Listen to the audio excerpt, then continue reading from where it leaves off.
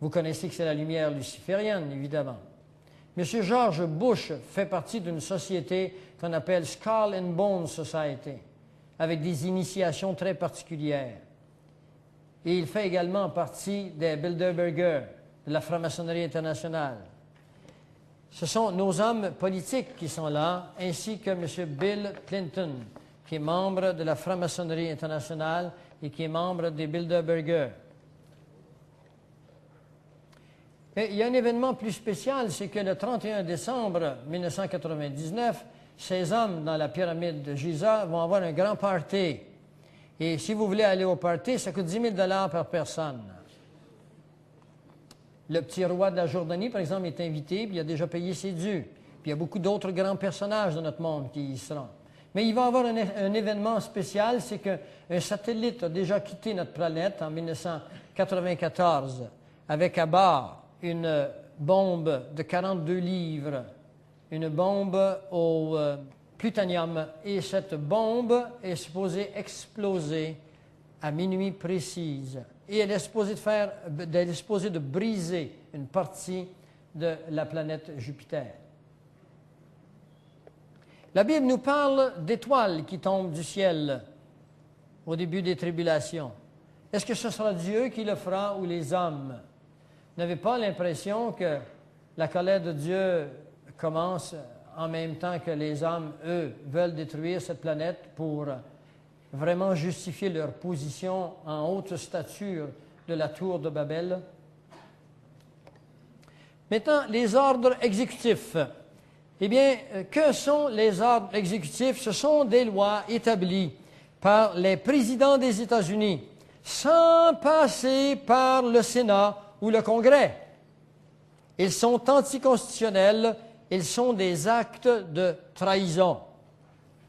Les Executive Orders n'ont rien à voir avec la Constitution américaine. Elles ont été faites par des présidents et elles n'ont rien à voir avec la démocratie. Je vais partager avec vous maintenant un certain nombre d'ordres exécutifs qui ont été préparés par le gouvernement américain et qui sont prêts à entrer en action parce que les groupes qui sont appelés à être responsabilisés pour la consécration de ces ordres exécutifs sont sur place, entraînés, ils n'attendent que cela. Le premier, c'est le PDD numéro 25, passé le 3 mai 1994. Le PDD, ça veut dire le Presidential Directive Decision. Presidential Directive Decision. Décision directive présidentielle. Eh bien, le président de l'époque, qui était qui en 1994? Pardon? Eh bien, a passé une loi qui a fait ceci. Il a remis les 5 branches du militaire américain, tombez pas sur le dos, sur les commandes des Nations unies. N'oubliez pas que les États-Unis ont toujours été un pays en lui-même, indépendant. Les Nations unies appartiennent à aucune nation. C'est un groupe d'hommes, une administration mondiale. La marine, l'armée et l'aviation américaine n'appartient plus aux Américains. Elle appartient désormais aux Nations unies. Lorsque M. George Bush décida de faire la petite guerre du Golfe, qui fut une guerre politique pour démontrer sa puissance, pour être réélu, tel que M. Clinton vient de le faire en tuant des Kurdes dans le but de se faire élire, parce que ces hommes n'ont aucune pitié de l'homme. Ces hommes, vous et moi, sont considérés comme étant des goyines, c'est-à-dire du bétail humain, pour ces hommes qui ont une formation très spéciale qui vous sera livrée dans cette cassette, parce que je n'ai pas le temps de tout faire ici ce soir. Eh bien, ces hommes ont remis par des executive orders les branches militaires aux Nations unies. Deuxièmement, EO, quand on parle de EO, on parle de Executive Order, le numéro 10, 1995. Tous les médias d'information peuvent être saisis par le gouvernement fédéral. La minute où le président prend son téléphone, sans passer par le Sénat, sans passer par le Congrès, irrespectueuse de toute loi constitutionnelle, de toute forme de démocratie, cet homme a en lui le pouvoir de prendre son téléphone et d'appeler un tel monsieur, puis dire « Passez à l'action exécuté l'ordre 10-995. 24 heures après, tout exécuté. Aucun média d'information ne publiera autre chose que ce que le gouvernement décide de publier. Et une population ignorante des choses se soumet entièrement à tout ce que les gouvernements le feront. L'executive order numéro 10-997 saisit des pouvoirs électriques, propane, charbon et gasoline. Comment vivons-nous l'hiver? On vit avec de l'électricité, du propane, du charbon et de la gasoline.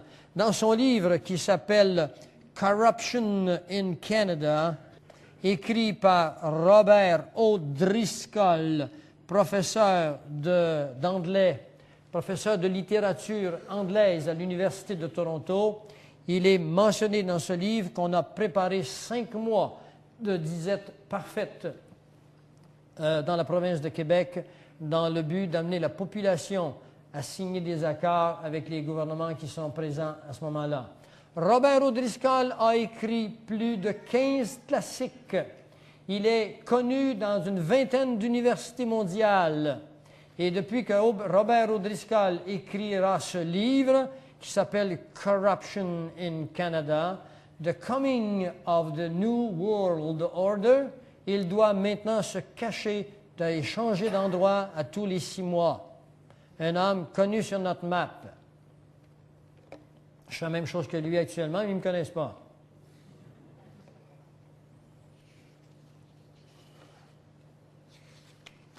Executive Order numéro 10-999 saisit de tout type de transport et contrôle des ports et des autoroutes.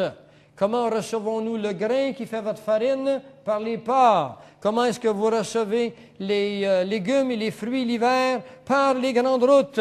Ils les saisiront.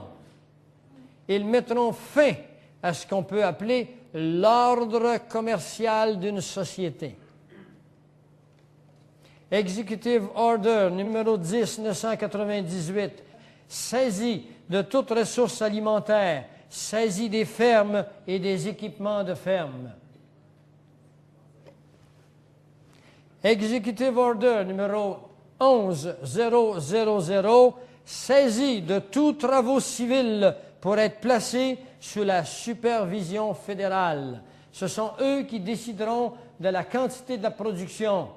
Et ils en produiront assez pour que la population se brise entre elles pour s'arracher le peu qu'il y a dans un monde de superabondance. Executive Order numéro 11001, prise en charge du département de la santé, du bien-être et de l'éducation.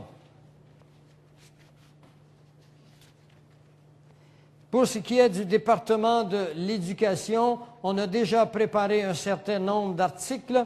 L'article numéro 3, par exemple, qui concerne les enfants, les cours, le service social, les bureaucrates, qui auront le pouvoir de régulariser les familles basées sur une détermination subjective dans le meilleur intérêt de l'enfant.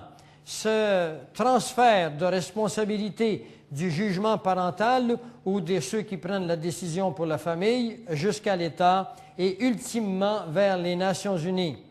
Tout enfant sera immédiatement enregistré pour assurer son contrôle total par le gouvernement mondial ou les Nations unies. Dès qu'il arrive au monde, on lui mettra une puce qui lui permettra d'être suivi jusqu'à sa mort. Les parents qui s'objecteront à ces procédures et qui attenteront ou essaieront de prévenir de telles choses, comme par exemple empêcher les enfants de regarder de la pornographie, de danser la musique rock, la télévision, eh bien, les parents se feront prendre les enfants qui seront mis dans des camps pour que l'État les élève et les éduque.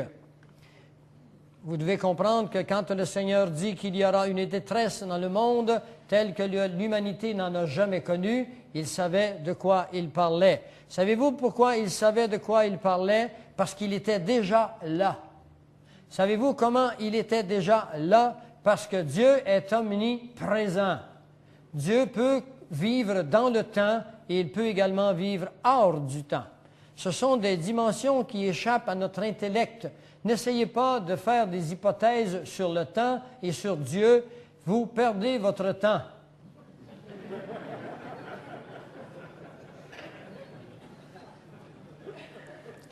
L'Executive Order, le numéro 11002, nous dit ceci. Le directeur général des postes reçoit plein pouvoir d'enregistrer tout homme, femme et enfant aux États-Unis.